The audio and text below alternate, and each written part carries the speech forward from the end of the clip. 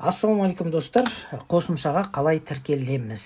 Мінекей өздеріңіздің телефондарыңызда App Store немесе Play Market'тен іздейміз қосымшаны. Осы жерде көп адамдар қателесіп жатыр. Фердауси деп жазамыз. Фердауси. Осы кезде біздің приложение шығады, оны жүктейміз. Жүктелгеннен кейін орнатамыз.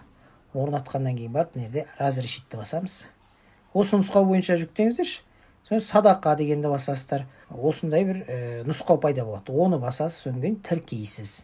Мына жерге телефон номерларыңызды жазасыздар өздеріңіз қолданыстағы. Содан кейін продолжитті басасыз. Телефоныңызға SMS келеді.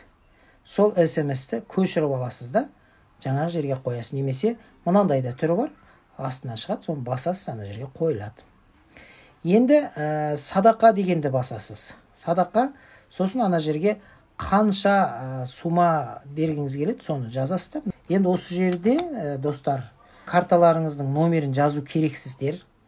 Ең оңайы ол Каспи приложениелеріңіз бар ғой телефонда. Сол жерде бүкіл карталарыңыз электронды түрде жазып тұр. Соны көшіріп алып, бәрін осы жерге жазуларыңызға болады. Көшіріп алып, сосын 30 теңгені сіздерден алады. Бірақ 30 теңгені сосын кейін өзі қайтарып беру керек. Міне сіз карточкаңызды тіркегеннен кейін және сумаңызды жазғаннан кейін күнделікті ай сайын немесе апта сайын деген тетікті бастыңыз ғой. Сол бойынша өзі автоматты түрде алып отырады. Берген садақаларыңыз қабыл болсын.